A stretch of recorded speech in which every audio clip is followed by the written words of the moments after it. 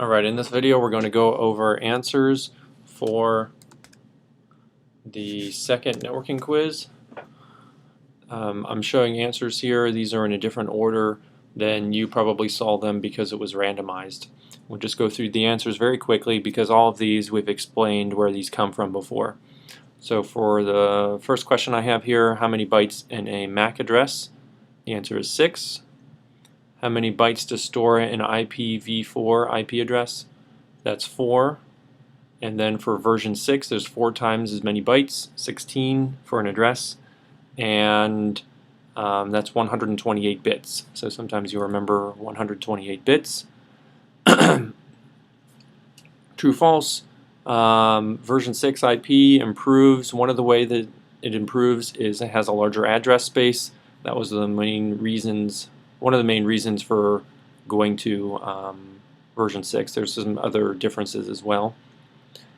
We have this question again. If there are so many bits to store an IP address, how many IP addresses are possible if you include all possible zeros and ones and everything? So that's just 2 to the number of bits. If you have 32 bits like we do in version 4, then it would be 2 to the power 32, which is about 4 billion.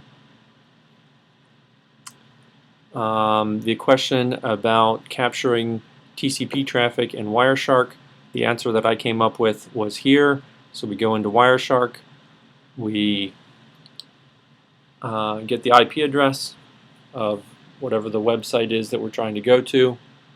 We put in a filter in Wireshark so that we're only looking at network traffic to and from that IP address. Go over to the terminal, do a telnet, and you have to tell telnet to go to port 80, and you have to tell it where you're going. This would be an IP address or a host name. Inside of telnet, this is the HTTP that gets sent by telnet, and so you want to type that in to send it over. That's requesting the root index, the root web page from this host. And then we go back into Wireshark and take a look. We can stop the capture once the page has been transferred in telnet. So mostly what people missed was either they forgot the port or they forgot that you have to say the website.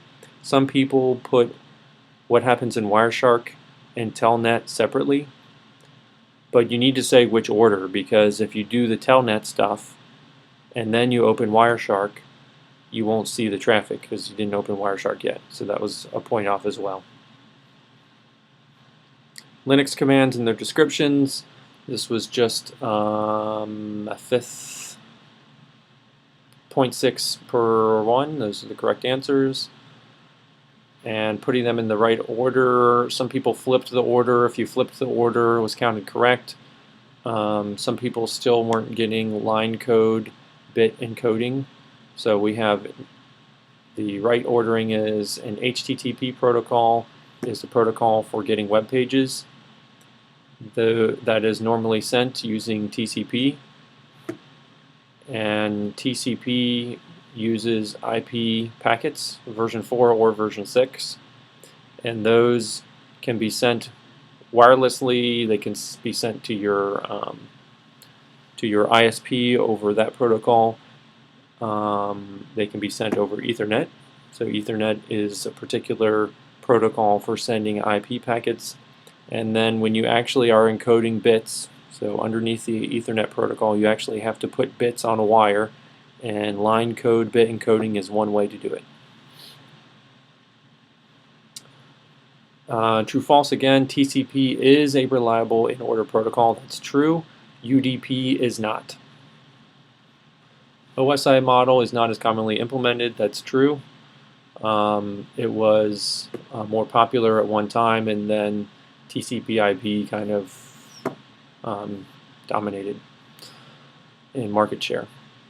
Version of an IP packet can be determined by the data inside of the packet. That was false because I should have highlighted data here maybe.